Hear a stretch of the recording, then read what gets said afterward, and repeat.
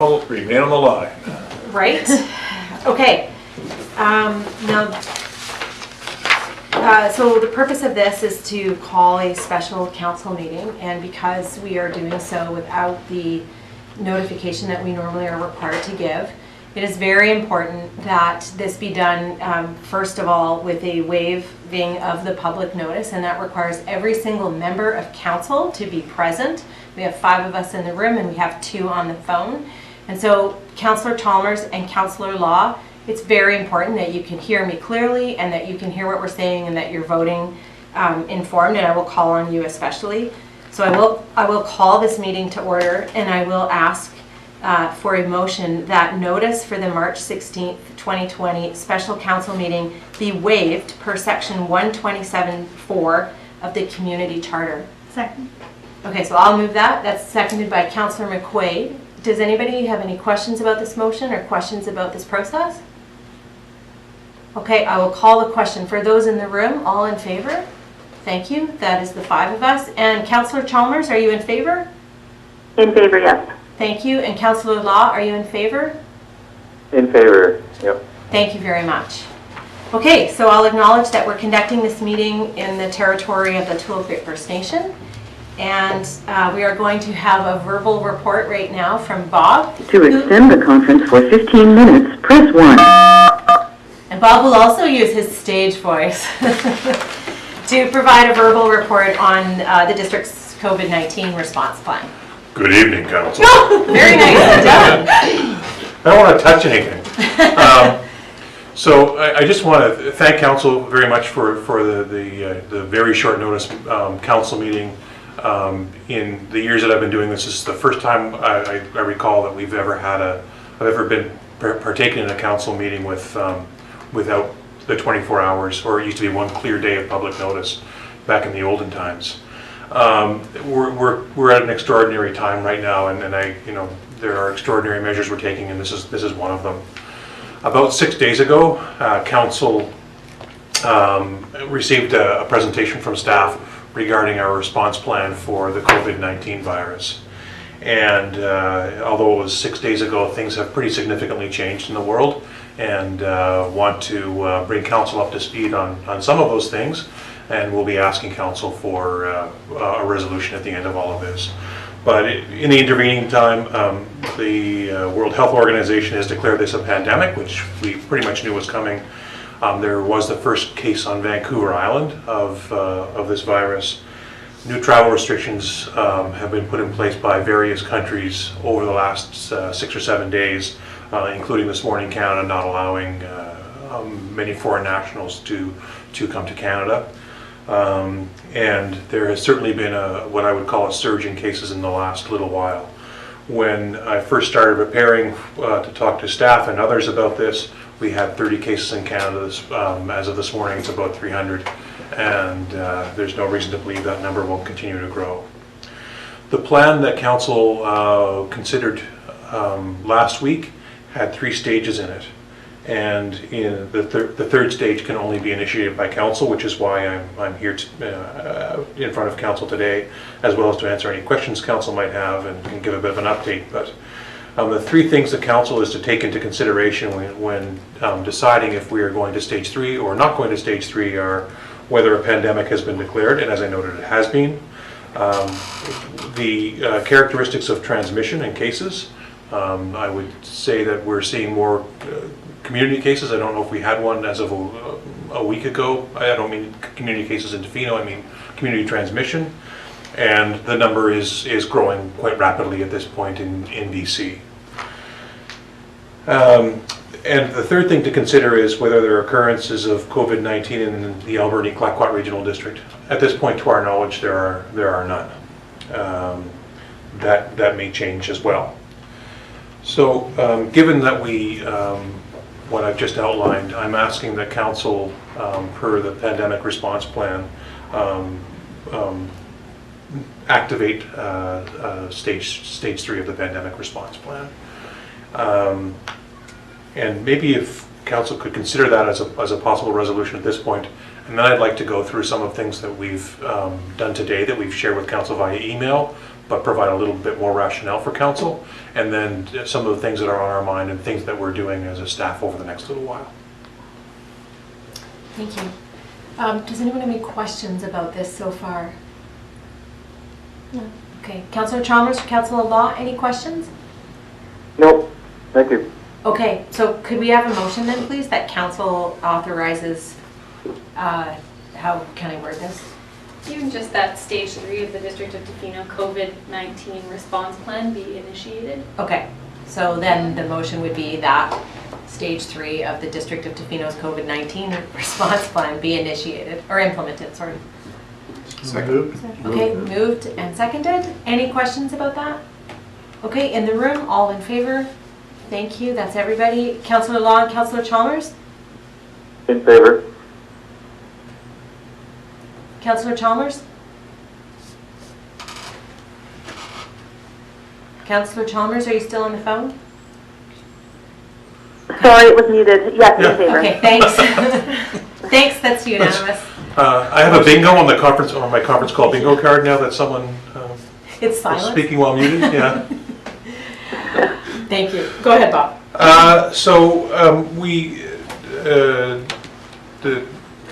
I met with the managers who are in town this morning, and we went through some of the things that we've learned over the last little while, and I did get out a little bit ahead of council, knowing that we could pull it back in if council felt differently than we did, but we've made a number of changes in how we're operating, and there are likely more changes coming.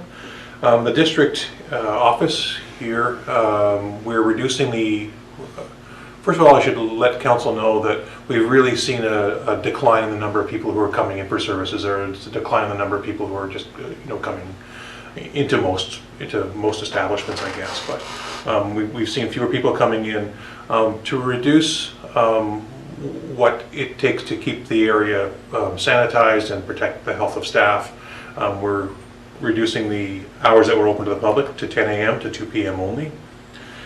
Spring break rec programs, we're saying they're continuing, although the ones that are underway this week, I understand most of the instructors have canceled them. So I think the spring break programs for kids are pretty much done at this point, and we are canceling all of next week's spring break programs. Seniors programs, recognizing we have a vulnerable population, we are canceling seniors programs, choir, and pickleball until further notice. Of course, parks and trails remain open to the public.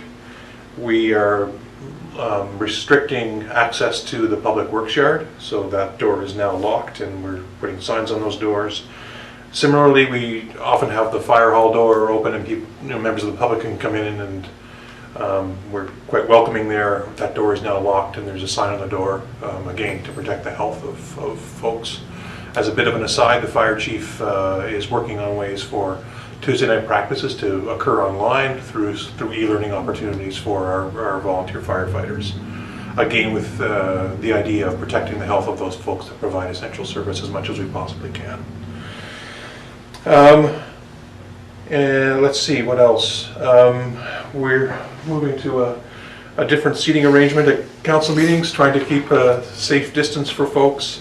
The Children's Center is still in business, it's still opening, it's still open. We are continue to look to health authorities for guidance on when or if it would be appropriate for the daycare to be closed. We have been operating our Emergency Operations Center at level 1 since March 6th, and we will continue operating more or less at level 1. The Emergency Operations Management Committee, so essentially the managers, will be meeting as the Emergency Operations Group every morning, going through what's happened in the last 24 hours. And we will be releasing these updates every day at 11 o'clock, or every day by 11 o'clock. Things may not change from one day to the next, but we are going to, let the public. We want the public to know that we're going to continue to update what's happening in the community. And I think that's. Oh no, there are a few other important things. We had hoped to close the washrooms as of today. The signs did not get made, so we will be locking the washrooms tomorrow, all of our public washrooms tomorrow. I want to explain the rationale of that a little bit. The staff that clean the washrooms, they're also the staff that have the training and are currently available to provide our essential services of sanitation, sewer, as well as water. We don't want to increase the risk to those staff of going into public washrooms, doing the cleaning, and then find that they're off work for weeks and can't maintain our water system. So we're trying to take an extra effort to maintain the health of those folks. Another small, relatively small item though, is that our recycling efforts are going to be shelved for now. You may not be surprised to learn that what goes into those little recycling slots is not all recycling, and some of it is actually quite disgusting.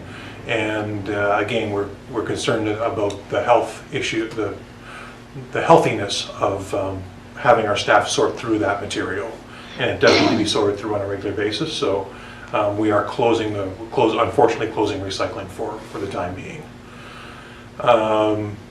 And I think that is everything that is happening for now.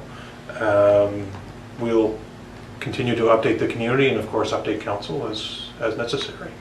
And I'd certainly be pleased to entertain any questions or thoughts that council has.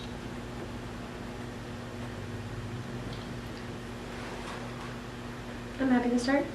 I'm really grateful for that there's going to be a plan, or at least a notice released every day at a certain time. I think that for a member of the community, I think knowing that my information is coming consistently is really important. So I also commend you on all the steps that have been taken so far in the communication of them. I also wanted to thank Mayor Osborne for her clear and concise communication to our community over the past few days about what the role of the district is.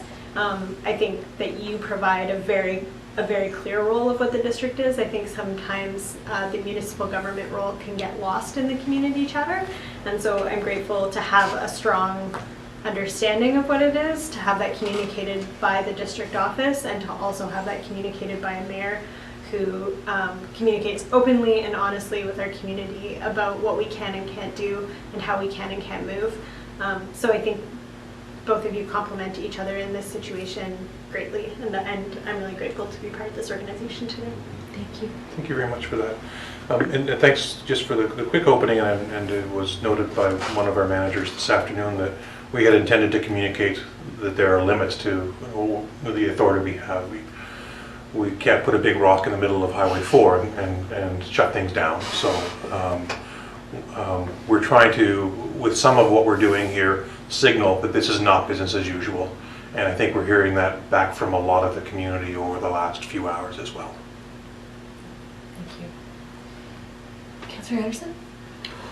Yeah, so I'm glad we're taking these actions, and I think it's time to do as much as we possibly can for our community and yeah, to prevent the spread of it. The communications aspect, of course, and it's been acknowledged in the reporting that's the most important part. So, and I'm glad to see that it's being rolled out with a good communication strategy. I'm hoping it's coordinated with Tofino Tourism so that the visitors here are also getting the same information and updated information. And I'm not sure to what extent it might help to coordinate with Ucluelet and Parks Canada, so there might be a West Coast response in terms of communicating and maybe similar things happening everywhere, so that it's not, you know, something here and something there, so it's hard to understand. I'm a little concerned that we have to close washrooms. I understand it. I think there'll be some pushback because there'll be health issues around it. People will start, whatever, defecating, urinating in places that they shouldn't, and also they won't have access to hand washing possibly. So there might be some pushback there, so I think that needs to be communicated really strongly why we're doing that, and so that it's well understood and we're not accused of making it worse by closing those public facilities. In terms of other programs we're shutting down, we might be able to offer alternatives, maybe encourage outdoor activities. I understand they're not as risky as some of the indoor. I'm sorry, Councillor Anderson, I can't hear you very well. You're kind of fading in and out, sorry to interrupt.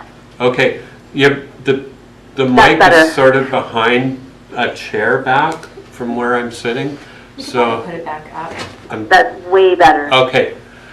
All right, so yeah, my last comment was that in terms of shutting down recreational programs, we might be able to offer less risky alternatives in terms of outdoor activities, bicycling, use of trails, those kind of things might be substitutes for some of the recreational activities that we have to shut down. And that's the end of my comments. Thank you. Councillor Steer? I'm good, thank you. You're good? Councillor Chalmers or Councillor Law? I'd just like to reiterate what's been said, and that I've actually myself checked to see what the district has been saying, what Mayor Arseman's been saying. It's been very clear. To extend the conference for 15 minutes. Sorry, I had to extend the call. It's been very clear and very easy for me to then reiterate in my conversations, and it's been nice to be able to guide people to follow a community that is looking to the higher people and not trying to make our own agendas. So just appreciate it. Thanks. I have nothing to add. Okay. Thanks, Bob, for the update. I think the only comments maybe I just want to make right now are just a few on the, some of the, obviously, I mean, this is kind of an overused phrase, I guess, but we're in uncharted territory, and there's a lot of things that are happening very quickly that one of the things I'm certainly hearing from all parts of the community is how difficult it is to deal with the uncertainty.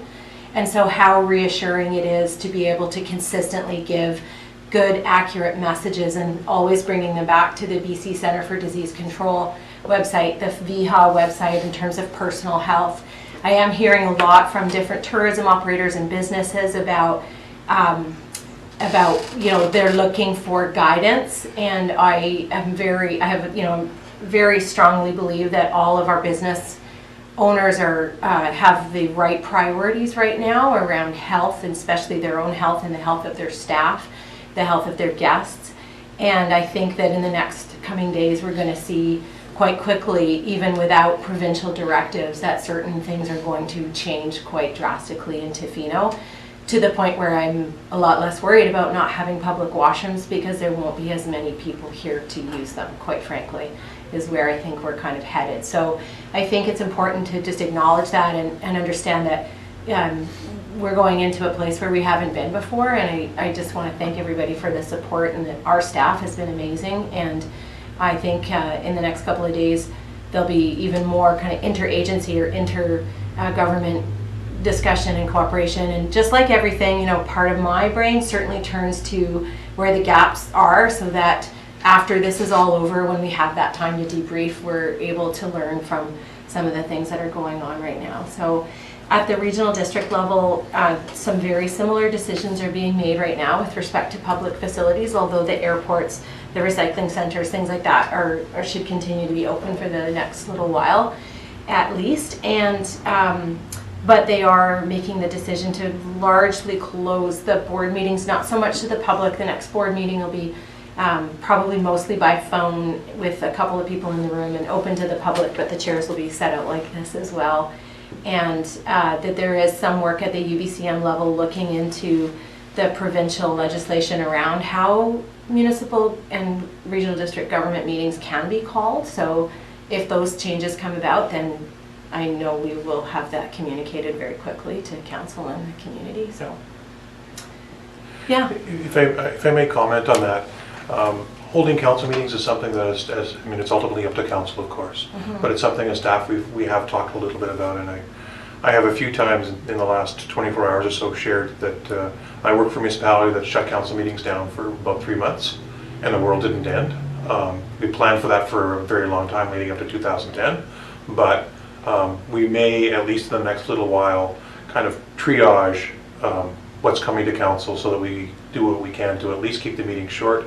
And at some point in time, we don't know what the future holds, so this likely gets a little bit worse before it gets better. We may want to say that it's just not worth, the business that we have to do may not be worth the risk of us all being in the same room together, because we can't all get this at the same time. Yeah. Okay, thank you, everybody. Okay, so I think that's it. Motion to adjourn? Moved. Thank you. Seconded, all in favor? Thank you. I'm not even gonna ask you on the phone, because I'm gonna assume you're in favor. Yes. Okay, thanks, both of you, for joining in by phone. Thank you. Okay, Thanks. bye. Bye. Yep, bye.